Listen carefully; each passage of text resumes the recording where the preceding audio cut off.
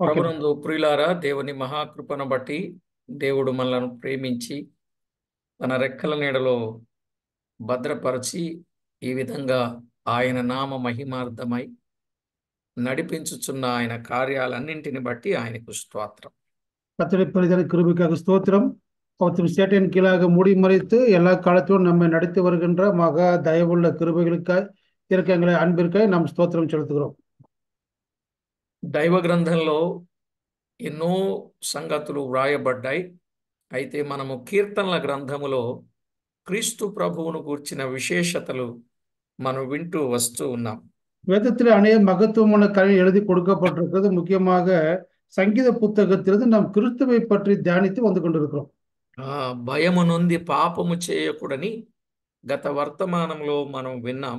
கடந்த நாட்களிலே நீங்கள் கோபம் கொண்டாலும் பாவம் செய்யாதிருங்கள் என்று சொல்லி, கர்த்தருக்கு பயந்து பாவம் செய்யக்கூடாது என்று சொல்லி சில காரியங்களை தியானித்து வந்தோம். ఈ దినం కూడా మరొక వర్తమానాన్ని మనం విందాం. இந்த நாட்களுக்கு அதே செய்தியை நாம் கேட்போம். 4వ కీర్తన 7-8 చరణాలు చదువుకుందాం. 4ஆம் சங்கீதத்தில் 7-8 வசனங்களை படித்து நாம் தியானிக்கலாம். వారి ధాన్య ద్రాక్షారసములు విస్తరించిన నాటి సంతోషము కంటే అధికమైన సంతోషము నీవు నా హృదయములో పుట్టించితివి. యెహోవా, నెమ్మదితో పండుకొని నిద్రపోవదును. నేను ఒంటరిగా నుండినను నీవే నన్ను సురక్షితముగా నివసింపచేయుదు. 4ஆம் சங்கீதம் 7வது வசனம், அவர்களுக்கு தானியம் திராட்சரசம் பெருகியிருக்கிற காலத்து சந்தோஷத்தை பார்க்கிலும் அதிக சுதந்திர இருதயத்திற்கு தந்தீர். சமாதானத்தோடு படுத்துக்கொண்டு நித்திரை செய்வேன். கர்த்தாவே, நீர் ஒருவரே என்னை சுகமாய் தங்க பண்ணுகிறேன். చదవబడిన దైవ లేఖనములో నుండి తేటగా వాక్యాన్ని విందాం, ప్రార్థన చేసుకొని. வாசிக்கப்பட்ட வேத பகுதிக்கு நாம் ஜெபித்து நாம் தியானிக்கலாம். పరిశుద్ధుడవైన మా పరమ తండ్రి, పరమందు ఆసీనుడవైన మా దేవ, మీకు స్తోత్రములు. பரிசுத்தமுள்ள பரலோக பிதாவே, பரலோகத்தை விட்டிருக்கிற தேவனே, உமக்கு நாங்கள் ஸ்தோத்திரம் செலுத்துகிறோம். వేవేల దూతలతో గాన ప్రతిగానములతో నిత్యము స్తుతించబడుచు, కొనియాడబడుచు, ఆరాధించబడుచున్న మా ప్రభువా, మీకు స్తోత్రం. ஆயிரம் ஆயிரம் தேவ தூதர்களை கூட பாடிக்கொண்டு கீர்த்தனை பாடிக்கொண்டு ஆராதித்து மகிழ்ந்து கொண்டிருக்கிற ఉన్నతமான தேவனை உமக்கு நாங்கள் ஸ்தோத்திரம் செய்கிறோம். ప్రతి విషయంలో మీకెంతో మహిమ, ఘనత, ప్రభావములను మేము ఆరోపించడానికి మమ్మను మీరు జ్ఞాపకం చేసుకుని నడిపించుచున్న మీ ప్రేమకై స్తోత్రములు. ஒவ்வொரு கர்த்தம் கணத்தையும் மகிமை கொண்டு வரும்படியாக நீர் நினைத்துக் கொண்டு நீர் நடத்தி வருகின்ற முத அன்பிற்காய் நாங்கள் உம்மை ஸ்தோத்திரிக்கிறோம். చదివిన లేఖన భాగమును దీవించి అందు మాకు అవసరమైన గొప్ప సంగతులను తేటగా మీరు బయలుపరచి మహిమ పొందుతారని వేడుకుంటూ, வாசிக்கப்பட்ட வேத பகுதியை நாங்கள் படித்து தியானிக்கின்ற அதன் மூலம் நீர் மகிமைப்படுவீர் என்று நாங்கள் உம்மை நாங்கள் கேட்டுக்கொண்டு యేసుక్రీస్తు అమూల్యమైన నామమున వేడుచూ ఉన్నాము తండ్రి. இயேசு கிறிஸ்து உன்னதமான நாமத்தினாலே ஜெபித்து வேண்டிக் கொள்கிறோம் நல்ல பிதாவே. ఆమేన్. ஆமென். ప్రభునందు ప్రియులారా, దేవుని వాక్యములో మనం వింటున్న ఈ కీర్తనల గ్రంథములో క్రీస్తు ప్రభువు నమ్ముకోవాలి, నీతియుక్తమైన బలులు అర్పించాలని మనము గత వర్తమానంలో కొంత విన్నాం. கடந்த நாட்கள் தியானிக்கின்ற பொழுது இயேசு கிறிஸ்துவை நம்பிக்கொள்ள வேண்டும், ரட்சிக்கப்பட்டவர்கள் நீதியின் பலிகளை செலுத்தி கர்த்தர் மேல் நம்பிக்கை இருக்கப்பட வேண்டும் என்று சொல்லி கடந்த காலத்தில் தியானித்து வந்தோம். కనుక ప్రతి విషయంలో ప్రభువుకు వెళ్ళవలసిన ప్రభావాన్ని మనము ఆపాదించడం మన కర్తవ్యం అనేది మర్చిపోకూడదు. ஒவ்வொரு கர்த்தரும் கர்த்தரை மகிமைப்படுத்தக்கூடிய காரியங்களை செய்வது நம்முடைய முதலாவது தலைமையான பணி என்பதை நாம் ஒவ்வொரு நாளும் நினைவு கூற வேண்டும். ఇప్పుడు మనం చదువుకున్న ఈ చరణాలలో ఒకటి, సంతోషమును ఇచ్చేవాడు ఆయనేనని. முதலாவது காரியத்தை பார்க்க வாசிக்கப்பட்ட வேதத்தில் சந்தோஷத்தை கொடுக்கிற அவரே என்று சொல்லி, సురక్షితముగా నివసింపచేసేవాడు ఆయనేనని, அதாவது பாதுகாப்பாக கொடுக்கிறவர் அவரே என்று சொல்லி, సన్నిధి కాంతి ప్రకాశింపచేయువాడు ఆయనేనని మనము 6, 7, 8 చరణాలలో చూడవచ్చు. பார்க்கலாம், அவர் சந்நிதியை பிரகாசிக்க செய்கிறார் என்று சொல்லி, ஒளியை பிரகாசிக்கிறார் என்று சொல்லி 6, 7 பார்க்க முடியும். ఒకటి, సన్నిధి కాంతి ప్రకాశింపచేయువాడు. ஒன்று பார்க்கிறோம் 6ல முகத்தின் ஒளியை பிரகாசிக்கின்ற செய்கிறவர். రెండు సంతోషము హృదయములో పుట్టించేవాడు. இரண்டாவது பார்க்கிறோம் சந்தோஷத்தை இருதயத்திலே கொடுக்கிறவர். మూడవది సురక్షితముగా నివసింపచేయువాడు. மூன்றாவது நம் பாதுகாப்பாக சுகமாய் நம்மை தங்க பண்ணுகிறவர்னு பார்க்கிறோம். ఈ మూడు విషయాలను గూర్చిన సంగతి ఈ భాగంలో వ్రాయబడి ఉండడం చాలా విశేషమైన విషయం. இந்த மூன்று విధమైన కార్యం எழுதப்பட்டிருக்கு, ஒரு விசேஷமான காரியம். ఒక వ్యక్తి పంట పండించి ద్రాక్షలు సమృద్ధిగా తన ఇంటికి చేరిన అవి విస్తరించిన నాటి సంతోషము కంటే అధికమైన సంతోషము హృదయములో పుట్టించేవాడు అన్నాడు. நான் பார்க்கிற 7வது வசனத்துல ஒரு விவசாயி திராட்சை ரசத்தை அவன் நாட்டி அந்த திராட்சை ரச தானியம் பெரிய இருக்கிறது போல அதை விட அதிக சந்தோஷத்தை எனக்கு கொடுத்திருன்னு நான் பார்க்கிறோம். నిజమే, అంతటి సంతోషాన్ని కలుగ చేసేవాడు. ఆయన సన్నిధిని మా మీద ప్రకాశింపచేసి அவர் ஒளியை எங்கள் மீது பிரகாசிக்கிறவர், சந்தோஷத்தையும் கொடுக்கிறவர். నిజమే, దైవ గ్రంథములో సన్నిధిలో సంతోషమున్నది అనే మాట మనము చూడగలం. வேதாகமத்தில் பார்க்கின்ற பொழுது தேவனுடைய சந்நிதி சந்தோஷத்தை தருகிறது நாம் பார்க்க முடியும். కీర్తన 16:11 நான் பார்க்கிறோம். சங்கீதம் 16:11 நான் பார்க்கின்ற பொழுது జీవ మార్గమును నీవు నాకు తెలియచేయదు, నీ సన్నిధిని సంపూర్ణ సంతోషము కలదు, నీ కుడి చేతుల్లో నిత్యము సుఖములు కలవు అన్నాడు. அங்க தேவசந்தி பார்க்கின்ற பொழுது சங்கீதம் 16:11 ஜீவ மார்க்கத்தை எனக்கு தெரியப்படுத்துவீர், உடைய சமூகத்திலே பரிபூர்ண ஆனந்தம், உடைய வலது பார்சத்திலே நித்திய பேரின்பம் ఉండదు நான் பார்க்கிறோம். ఇక్కడ కూడా మూడు సంగతులు, ఒకటి సన్నిధి, రెండు సంతోషం, మూడు సుఖం, సురక్షితం. இங்க கூட பார்க்கிற மூன்று காரியம். முதலாவது சந்நிதியை பார்க்கிறோம், அப்புறம் சந்தோஷத்தை பார்க்கிறோம், அப்புறம் சுகத்தையும் கூட பார்க்கிறோம். இங்க కనుక ప్రతి ఒక్కరూ ఆయన సన్నిధిని ప్రేమించాలి, ఆయన సన్నిధి సహవాసమును ఎప్పుడూ విడిచిపెట్టకూడదు. ஒவ்வொரு மனிதனும் அவர் சந்நிதியிலே சேர்ந்து வரக்கூடிய அன்புள்ளவனாய் காணப்பட வேண்டும். அது மாத்திரமல்ல, சந்நிதி எப்போதும் விட்டு விலகக்கூடாது என்று நாம் பார்க்கிறோம். నీతి కలిగిన వారు మాత్రం ఆయన సన్నిధిలో ఉండగలుగుతారు, డాంబికులు ఆయన సన్నిధిని నిలువలేరు అన్నాడు కీర్తన 5:5లో. நாம் சங்கீதம் 5:5 பார்க்கிறோம், நீதி உள்ளவன் மாத்திரமே சந்நிதியில அவன் காணப்படுவான், நீதி இல்லாத அது அக்கிரமக்கர் யாவரை நிலைநிற்க மாட்டார்கள் பார்க்கிறோம். దైవ సన్నిధిని నిర్లక్ష్యం చేస్తున్నారు, సన్నిధికి దూరం అవుతున్నారు అనంటే వారిలో ఉన్న డాంబికమే దానికి కారణం. தேவ சந்நிதியை அவர்கள் விலகுகிறார்கள், தேவ சந்நிதி அலட்சியப்படுத்தார் என்று சொன்னால் அவர்களுக்குள்ளாக இருக்கக்கூடிய அந்த வீம்பு தான் காரணம். అయితే నిజముగా నీతిమంతులుగా మార్చబడిన వారు ఆయన సన్నిధిని విడిచిపెట్టరు. ఎందుకు విడిచిపెట్టరంటే ఆయనతో సహవాసం తెగితే పాపములో పడే ప్రమాదం ఉన్నది. நீதிமான் தேவனுடைய சந்நிதியை விட்டு விலக மாட்டான். காரணம் என்ன சொன்னா, அவன் சந்நிதியை விட்டு விலகுகின்ற பொழுது அவன் பாவத்தில் வீழ்வான் என்ற ஒரு நினைவு அவனுக்கு இருக்கிறதுனாலே அவன் சந்நிதியை விட்டு விலக மாட்டான். నిజమే, ఆయన సన్నిధిలో ఉన్న వారిని దేవుడు ఆయన కేడెముతో కప్పేవాడు గనుక ఆయన సన్నిధిని మరచిపోవద్దు, విడిచిపెట్టి పోవద్దు.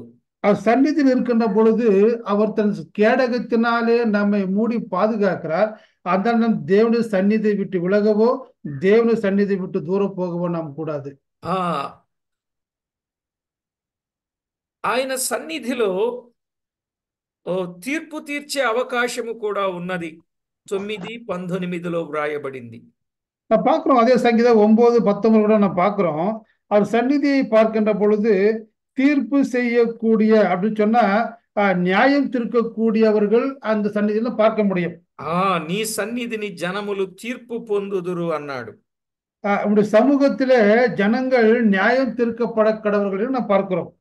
కనుక చాలా విషయాలు ఉన్నాయి, మనం అవన్నీ చెప్పుకోవద్దు, కానీ ఒక్క విషయాన్ని మాత్రం స్పష్టంగా మనము గ్రహిద్దాం. அநேக காரியம் இருக்குது, ஒரே ஒரு விஷயத்தை குறித்து நாம் தியானிக்கலாம். ధాన్య ద్రాక్షారసములు విస్తరించిన నాటి సంతోషము కంటే అధికమైన సంతోషం నీవు నా హృదయములో పుట్టించితివి అన్నాడు. அங்க பார்க்கிறோம், நம்ம 7வது வசனத்துல 4:7 தானியமும் திராட்சரசமும் பெருகியிருக்கிற காலத்தை பார்க்கிலும் நீர் அதிக சந்தோஷத்தை என் இருதயத்திற்கு கொடுத்த సంగీతకారుడు சொல்லுகிறார். నిజమే ప్రియులారా, దేవుని వాక్యములో ద్రాక్షారసం అంటేనే సంతోషానికి గుర్తు. தேவ வசனத்தை பார்க்கின்ற பொழுது திராட்சை ரசம் என்று சொல்லுகின்றது சந்தோஷம் களிப்பு காணப்படுவதை நாம் பார்க்கிறோம்.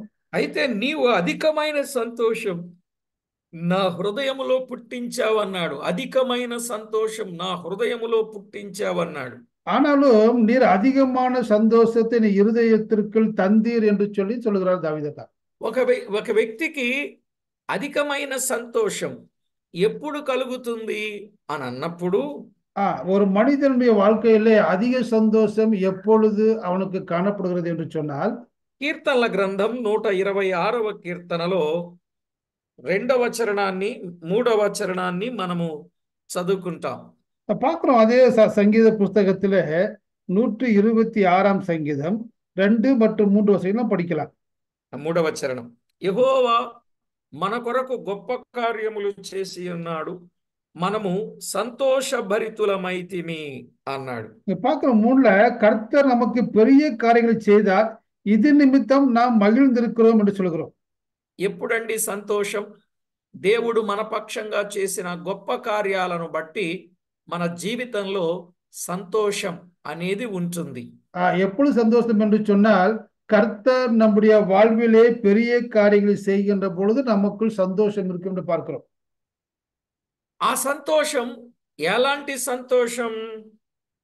அந்த சந்தோஷம் எப்படிப்பட்ட சந்தோஷம் என்று சொன்னால், పేతురు రాసిన మొదటి పత్రిక 1వ అధ్యాయం 8వ వచనం. அங்க பார்க்கிறோம், பேதுரு முதலாம் நிருபம் 1வது அதிகாரம் 8வது வசனத்தை நாம் பார்க்கின்ற பொழுது, మీరు ఆయనను చూడకపోయినను ఆయనను ప్రేమించుచున్నారు, ఇప్పుడు ఆయనను కనులారా చూడకయే విశ్వసించుచు మీ విశ్వాసమునకు ఫలమును అనగా ఆత్మరక్షణను పొందుచు చెప్పనసక్యమును మహిమాయుక్తమునైన సంతోషము గలవారై ఆనందించుచున్నారు అన్నాడు. அங்க பார்க்கிறோம், பேதுரு முதலாம் நிருபம் 1ஆம் அதிகாரம் 8வது வசனத்துல, நீங்கள் அவரை காணாமல் அன்பு கூறுவீர்கள், தரிசியாமல் விசுவாசம் வைக்கிறீர்கள், சொல்ல முடியாத மகிமை நிறைந்ததுமா இருக்கிற సంతోషం ఉన్నవాళ్ళై களி కూర్ந்திருக்கிறன்னு మనం பார்க்கிறோம். ప్రభునందు ప్రియులారా, దేవుని వాక్యంలో వ్రాయబడినట్లుగా మనము గమనిస్తే ఏ సంతోషమో చెప్పాడు, మహిమాయుక్తమునైన సంతోషం అన్నాడు. எது சந்தோஷம் என்று சொன்னால், மகிமையால் நிறைந்திருக்கிற சந்தோஷம். ఇది దేని వలన వస్తుంది? విశ్వాసమునకు కలుగు ఫలము వలన వస్తుంది. இது எதனால் என்று பார்க்கின்ற பொழுது, நீங்கள் விசுவாசிக்கின்ற பொழுது விசுவாசத்தை வரக்கூடிய பலன் தான் இந்த மகிமையின் சந்தோஷம். విశ్వాస ఫలమేది? விசுவாசத்தினுடைய பலன் என்ன చెప్తారా? విశ్వాస ఫలమేదండి? விசுவாச பலன் என்ன? విశ్వాస ఫలం ఎన్నే? அன்பு, சந்தோஷம், சமாதானம். విశ్వాస ఫలం ఏదండి? விசுவாசத்தின் பலன் என்ன? நமக்கு கிடைத்த நித்திய ஜீவன், ரட்சிப்பு, இவைகளெல்லாம் விசுவாசத்தினாலே நாம் தேவனை ஏற்றுக்கொண்டோம். இருதயத்தை விசுவாசித்து, கிரியையினாலே அல்ல.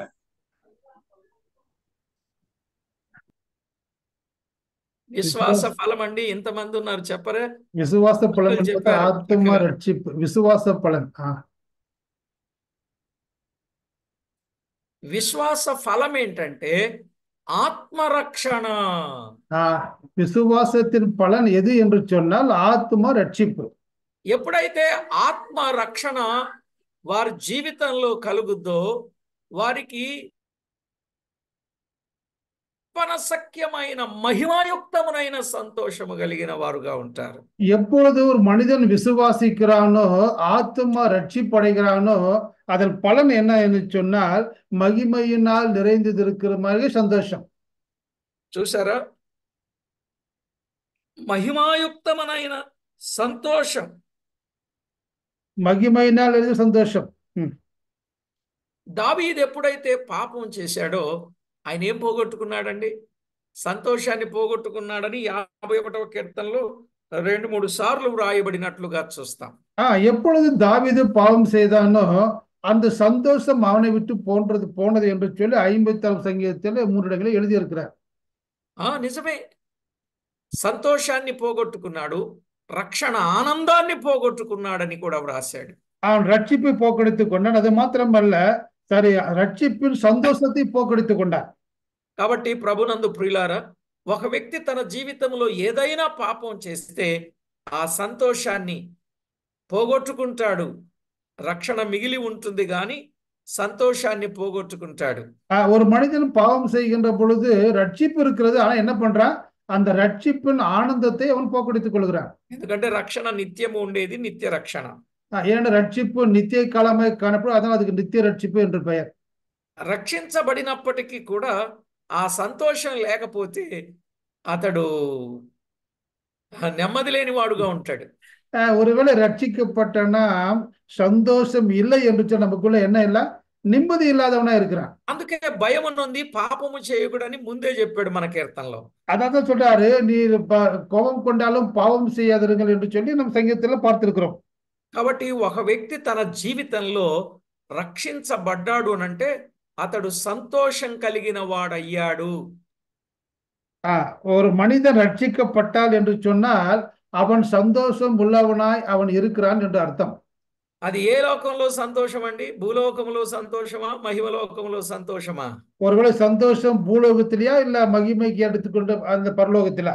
భూలోకంలో సంతోషం అంటే ఈ కాని పనులు, ఆయాసకరమైన పనులు, ఆరోగ్యాన్ని పాడు చేసుకుని పనులు చేస్తే ఇక్కడ సంతోషం. కానీ రక్షించబడితే అది మహిమాయుక్తమైన సంతోషం.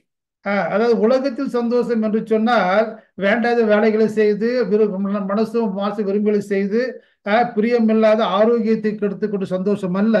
இது மகிமையினால் இருந்த பரலோக சந்தோஷம். ఇప్పుడు చెప్పండి, హెర్త్ హ్యాపీనెస్ కావాలా, హెవెన్లీ హ్యాపీనెస్ కావాలా? இப்ப நம்ம யோசனை பண்ணா, நான் உலக பிரகாரமான சந்தோஷம் வேண்டுமா இல்ல பரலோக சந்தோஷம் நமக்கு வேண்டுமா? చాలా మంది ఈ భూ సంబంధమైన సంతోషం కొరకైనటువంటి ఆలోచనలు, కోరికలు కలిగి ఎంతో ఆయాసాన్ని దేవునికి తెలియజేస్తూ ఉన్నారు, బాధ పెడుతున్నారు, గాయాలు రేపుతున్నారు.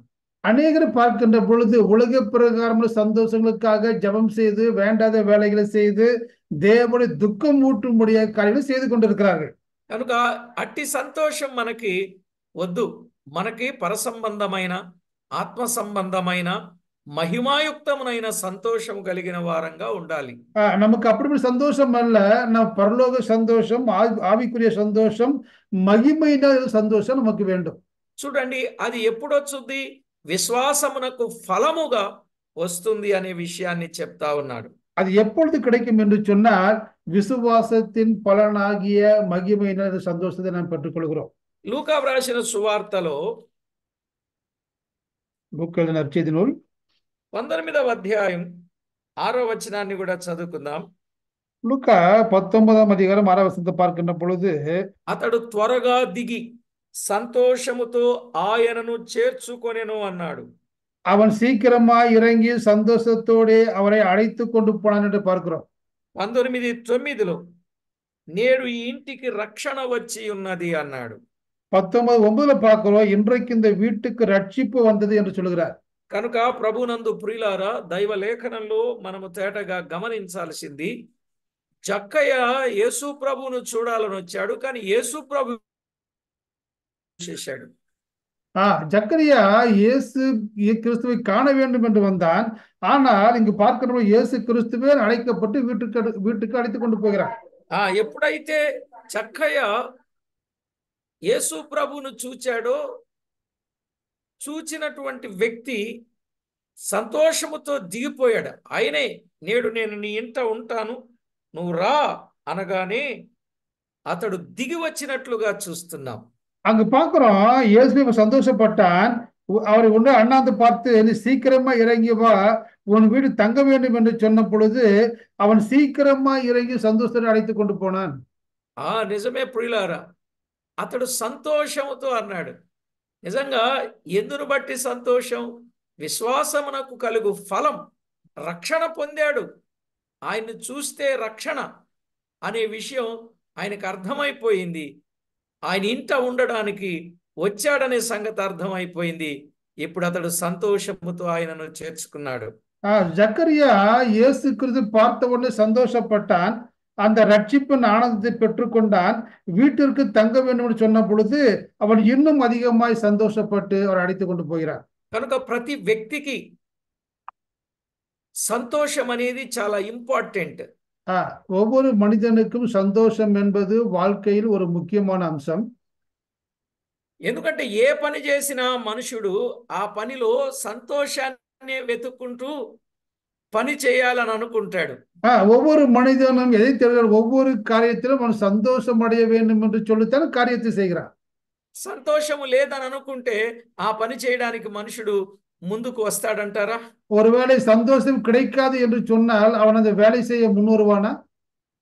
ఎవ్వరు రారు. చిన్నలు గాని, పెద్దలు గాని, వృద్ధాప్యం కలిగిన వారు గాని, ఎవరే గాని అందులో సంతోషం లేదు, శ్రమతో కూడింది అనుకుంటే ఏ ఒక్కరు ఆ పని చేయడానికి ముందుకు రారు. ஒருவேளை சிறியவரும் பெரியவரும் முதியவரும் கூட ஒரு வேலையில் கடைசியில சந்தோஷம் இல்லை என்று சொன்னால், பாடுகள் இருக்க சொன்னால் அந்த வேலை செய்ய யாரும் முன் வர மாட்டார்கள். కనుక ప్రతి ఒక్కరూ సంగతిని సరిగా గుర్తించండి. ప్రభువుకు అనుకూలంగా సిద్ధపడాలని ప్రేమతో మనవి చేస్తున్నాను. ஒவ்வொருவரும் இந்த காரியத்தை அறிந்து நான் தேவனுக்கு அனுகூலமாக வேலைகளை சந்தோஷப்படும்படியாக செய்ய வேண்டும் என்பது வாஞ்சை. ప్రతి ఒక్కరూ వాస్తవాలు గుర్తించండి. దైవికమైన సంగతులను వివేచన చేయండి. ஒவ்வொருவரும் அறிந்து தெய்வீகமான காரியத்தை நாம் ஆலோசித்து கடைபிடிப்பது நல்லது. వ్యక్తిలో కలిగిన సంతోషాన్ని మనము చూస్తాం. மனிதனுக்குள் உண்டான சந்தோஷத்தை நாம் பார்ப்போம். మరి లూకా సువార్తలోనే 15వ అధ్యాయములో இன்னொரு காரியத்தை பார்க்கலாம். லூக்கா நற்செய்தி நூல் 15ஆம் அதிகாரத்துல 23వ వచనంలో ఇంటిలో కలిగిన సంతోషం చూస్తాం. லூக்கா எது பார்க்கிறோம், வீட்டில் அங்க உண்டான சந்தோஷத்தை பார்க்கிறோம். తప్పిపోయిన కుమారుడు తండ్రి ఇంటికి తిరిగి వచ్చాడని ఆ తండ్రి తన చుట్టుప్రక్కల వారిని ప్రతి ఒక్కరిని పిలిచి రండి నాతో సంతోషపడండి అని 15:23లో చెప్పాడు. அங்க பார்க்கிறோம், தப்பி போன வீட்டுக்கு வந்த பொழுது தகப்பன் எல்லோரையும் அழைத்து அவன் என்ன பண்ண பார்க்கின்ற பொழுது அவன் கொடுத்த கன்றை அடித்து நாம் போய் சந்தோஷமா இருப்போம் என்று சொல்லி 23 நாம் பார்க்கிறோம். 24లో వారు సంతోషపడసాగిరి అని చెప్పాడు. 24 பார்க்கிறோம், எல்லாவற்றையும் செய்து உயிர்த்தான் காணாமல் போன அப்படி சந்தోషపడ தொடங்கினார்கள் என்று பார்க்கிறோம். నిజమే, ఒక వ్యక్తి రక్షించబడాలి. రక్షించబడినటువంటి వ్యక్తి ఒకవేళ పొరపాటున తప్పిపోతే అతడు తిరిగి రావాలి. తిరిగి వస్తే కూడా సంతోషంగా ఉండాలి తప్ప ఎందుకు తిరిగి వచ్చాడనే బాధ అనేది మనలో ఉండకూడదని వరుస మనం గుర్తు చేసుకుంటాం. ஒரு மனுஷன் ரட்சிக்கப்பட்டவனு சந்தோஷம் அடைகிறான். அவன் ஒருவேளை இடையிலே அவன் ரட்சிப்பை இழந்து காணாமற் போய் மீண்டும் திரும்பி வந்தாலும் கூட அவனை குறித்து நாம் சந்தோஷப்பட வேண்டும். அவன் ஏன் வந்தான் என்று சொல்லி யாரும் என்ன பண்ணக்கூடாது, அது கேட்கக்கூடாது. కనుక ప్రతి ఒక్కరూ దైవ లేఖనాలలో వ్రాయబడిన వాస్తవాన్ని గుర్తించి దేవునికి మహిమకరంగా మన జీవితాన్ని ఆయన నామ మహిమార్థమై మలచుకొని ఎప్పుడు సంతోషంగా ఉండాలి. ஒவ்வொருவரும் அழைப்பை உணர்ந்து தேவனுடைய நாமத்தை அறிந்து நாம் அதை உணர்ந்து நாம் எப்பொழுதும் என்ன பண்ணோமா, சந்தோஷமா இருந்து ஆனந்தித்து தேவனை மகிமைப்படுத்த வேண்டும். ఈ మాటకి ఏం చెప్పుకుందాం, కుటుంబములో కలిగిన సంతోషం. இந்த காரியத்தை என்ன குடும்பத்தில் சந்தோஷத்தை நாம் பார்க்கிறோம். వ్యక్తిలో కలిగిన సంతోషం, ఇప్పుడు కుటుంబములో కలిగిన సంతోషం. முதல்ல பார்த்தோம் தனிப்பட்ட மனிதனுக்குள் இருந்த ரட்சிப்பின் சந்தோஷம். அடுத்தது நாம் பார்த்தோம் குடும்பத்தில் சந்தோஷம். మరొకటి అపోస్తలుల కార్యముల గ్రంథం 8వ అధ్యాయం 8వ వచనం. இன்னொரு காரியத்தை பார்க்கலாம். அப்போஸ்தலர் நிருபம் 8వ அதிகாரம் 8வது వచనం. అందుకు ఆ పట్టణములో మిగుల సంతోషము కలిగెను అన్నాడు. அங்க பார்க்கிறோம், அந்த பட்டணத்திலே மிகுந்த சந்தோஷம் நாம் பார்க்கிறோம். ఎందుకు ఆ పట్టణంలో మిగుల సంతోషము కలిగింది? அந்த పట్టణத்தில் ஏன் அவ்வளவு சந்தோஷம் வந்தது? అక్కడ ఫిలిప్పు సూచక్రియలు చేస్తున్నాడు. அங்க பிலிப்பு அநேக அதிசயமான காரியங்களை செய்து கொண்டிருக்கிறார். అపవిత్రాత్మలు పట్టిన వారు బాగుపడుతున్నారు. அநேக அசுத்தாவிகள் பிடித்தவர்கள் புறப்பட்டு போய் சுகப்பட்டார்கள். పక్షవాయువు గలవారు, కుంటివారు అనేకులు స్వస్థత పొందుచున్నారు. அநேக திமிர்வாதக்காரரும் சப்பானிகளும் குணமாக்கப்பட்டார்கள். అందుకే పట్టణములో మిగుల సంతోషము కలుగుతా ఉంది. அதனால அந்த పట్టణத்திலே மிகுந்த சந்தோஷம் காணப்படுது என்று பார்க்கிறோம். కనుక మన ప్రభువు సంతోషాన్ని ఇచ్చేవాడే గాని శ్రమనో దుఃఖానో బాధనో ఇచ్చేవాడు కాడు. நம்முடைய தேவன் சந்தோஷத்தை கொடுக்கிறவர், கஷ்டத்தையோ துக்கத்தையோ பாடுகளை கொடுக்கிறவர் அல்ல. కనుక ప్రతి ఒక్కరూ ఈ విషయాన్ని మీరు గుర్తించి ప్రభు సంతోషాన్ని ఇచ్చేవాడనే సత్యాన్ని అర్థం చేసుకోవడం మంచి పరిణామం.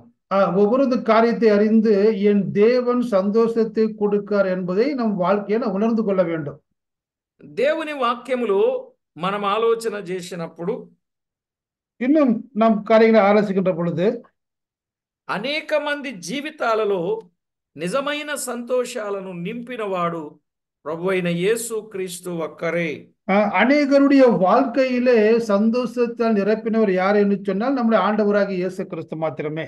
కనుక ప్రతి ఒక్కరూ దేవునికి మహిమకరంగా ఆయన చిత్తానుసారంగా జీవించడం అది మనకెంతో మేలుకరం.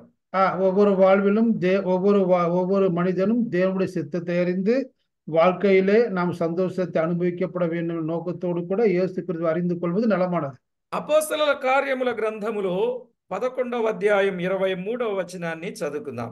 இன்னும் ஒரு கருத்தை தியானிக்கலாம். அப்போஸ்தலர் நிருபம் 11வது அதிகாரம் 23வது వచనం. అతడు వచ్చి దేవుని కృపను చూచి సంతోషించి ప్రభువు స్థిర హృదయముతో హత్తుకొనవలనని అందరినీ హెచ్చరించెను అని చూస్తాం. பார்க்கிறோம், அவன் போய் சேர்ந்து தேவனுடைய கிருபையை கண்ட பொழுது சந்தோஷப்பட்டு கர்த்தரிடத்தில் மனநிர்ணயமாய் நிலைத்திருக்கும் எல்லாருக்கும் புத்தி சொன்னான். దేవుని కృప ఎక్కడుంటే అక్కడ సంతోషమేనండి. அப்படி என்று சொன்னால் தேவனுடைய கிருபை எங்க இருக்குது அப்ப சந்தோஷம். అందుకే దేవుని కృపకు మనం ఎప్పుడు దూరం కాకుండా జాగ్రత్త పడాలి. நாம் எப்பொழுதும் தேவனுடைய கிருபைக்கு தூரமா இராதபடிக்கு நம்மை காத்துக்கொள்ள வேண்டும். అందుకే చెప్పాడు, వారి ధాన్య ద్రాక్షారసముల సంతోషము కంటే అధికమైన సంతోషముతో హృదయాన్ని సంతోషపరిచేవాడాయని. பார்க்கிறோம், தானியம் திராட்சரசம் பெருகியிருந்த காலத்தை பார்க்கிலும் இருதயத்திற்கு சந்தோஷத்தை தருவது தேவன் என்று நான் பார்க்கிறோம். ఎప్పుడైతే ఆయన సంతోషం ఇచ్చాడో 8లో చెప్పాడు, యెహోవా నెమ్మదితో పండుకొని నిద్రపోవుదును, నేను ఒంటరిగా నుండినను నీవే నన్ను సురక్షితముగా నివసింపచేయుదు. எப்பொழுது இது சந்தோஷம் நிரப்பினாரோ அப்ப என்ன பண்ணாம சமாதானத்தில் படுத்து நித்திரை செய்தான். அது மாத்திரமல்ல, நீர் ஒருவரே சுகமாய் தங்க பண்ணீர் என்று சொல்லி அவன் தேவனிடத்தில் பாதுகாப்பை பெற்றுக்கொண்டான். కనుక ప్రతి వ్యక్తి సురక్షితముగా ఉండగలుగునట్లు ప్రభు తన సహాయం తన పిల్లలైన వారికి అనుగ్రహిస్తాడు. ஒவ்வொரு மனிதனும் பாதுகாப்பாக இருக்கப்பட வேண்டும் என்று சொல்லி தேவன் தன் பிள்ளைகளுக்கு பாதுகாப்பை தருகிறார். కనుక ఈ 3 మాటలు మనం అర్థం చేసుకుని దేవుణ్ణి మహిమపరిచే వారంగా ఉందాం. இந்த நாட்களில் இந்த 3 காரியத்தை நாம் அறிந்து கொண்டு நாம் தேவனை மகிமைப்படுத்தலாம். సంతోషముగా ఉన్నవారికి ఎలాగున సంతోషం అనంటే, దేవుణ్ణి ఎవరైతే ఆశ్రయిస్తారో, దేవునితో ఎవరైతే సహవాసం చేస్తారో అలాంటి వారికి దేవుడు సంతోషాన్ని ఇచ్చేవాడుగా ఉన్నాడు. சந்தோஷம் யாருக்கு என்று சொன்னால், யார் ஒருவன் தேவனை அறிந்து தேவனை பின்பற்றுகிறானோ அவனுக்கு மாத்திரமே சந்தோஷம். ఎవరికి సంతోషమో చాలా సంగతులు వినొచ్చు. అయితే ఒక్క మాట గుర్తుపెట్టుకుందాం, సన్నిధిలో ఉన్నవారికి సంతోషం, ఆయనను హృదయంలో చేర్చుకున్న వారికి సంతోషం. ஒன்னே சந்தோஷம் யாருக்குன்னு சொன்னா, தேவனுடைய சந்நிதி இருப்பவருக்கு சந்தோஷம். அது மாத்திரமல்ல, தேவனை இருதயத்தில் சேர்த்து கொண்டவர்களுக்கு சந்தோஷம். 5వ కీర్తన 11లో కూడా ఉంది, నిన్ను ఆశ్రయించు వారందరూ సంతోషించెదరు అన్నాడు. சங்கீத 5:10 பார்க்கிறோம். உண்மை பின்பற்றுகிற யாரும் சந்தோஷப்படுவார்கள் சங்கீதக்காரன் சொல்கிறான். మీరే ఒక వర్తమానం తయారు చేయండి, ఎవరికి సంతోషమో అనేది మీరే ఒక వర్తమానం తయారు చేయండి. సంతోషం ఎవరికి సంతోషం, ఎవరు సంతోషించగలరు అనే విషయాన్ని మీరు రెడీ చేయండి. ప్రార్థన చేసుకుందాం. யாருக்கு சந்தோஷம் என்று சொல்லி நீங்க ஒரு தலைப்பின் கீழே எப்படியெல்லாம் சந்தோஷம் பெற்றுக்கொள்ள முடியும் என்று வேதம் சொல்றபடி நீங்களே ஒரு லிஸ்ட் தயார் பண்ணுங்க. சித்தமானால் அடுத்த வாரத்துல ஒவ்வொரு ஆளும் ஒவ்வொன்று சொல்லும்படியாக நான் தியானிக்க போகிறோம். కనుక ప్రతి ఒక్కరూ గుర్తించండి, ஒரு ప్రభువుకు అనుకూలంగా మార్పు చెందండి. ప్రార్థన చేసుకుందాం. ஒவ்வொருவரும் அறிந்து கொள்ள வேண்டும். தேவனுடைய முன்பதாக மனதை மாற்றிக்கொண்டு சந்தோஷம் என காணப்படவும் ஜெபம் செய்யலாம். జీవితంలో వ్యక్తిగత సంతోషం, కుటుంబ సంతోషం, పట్టణంలో సంతోషం, మనమున్న ప్రదేశాలలో సంతోషం నిజంగా మనము కలిగి ఉండగలిగేటట్లు ప్రభు సన్నిధిలో ఉందాం. ఆయనచే సురక్షితాన్ని పొందుదాం.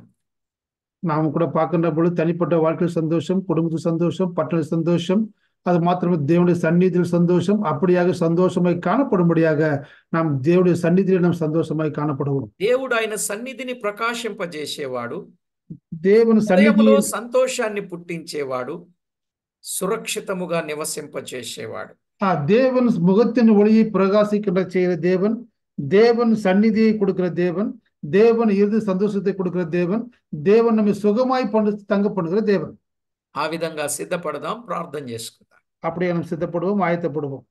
పరిశుద్ధుడవైన మా తండ్రి, మీకు స్తోత్రము చెల్లిస్తున్నాం. పరిశుద్ధముల పితావినకు స్తోత్రం చెల్లిస్తున్నాం.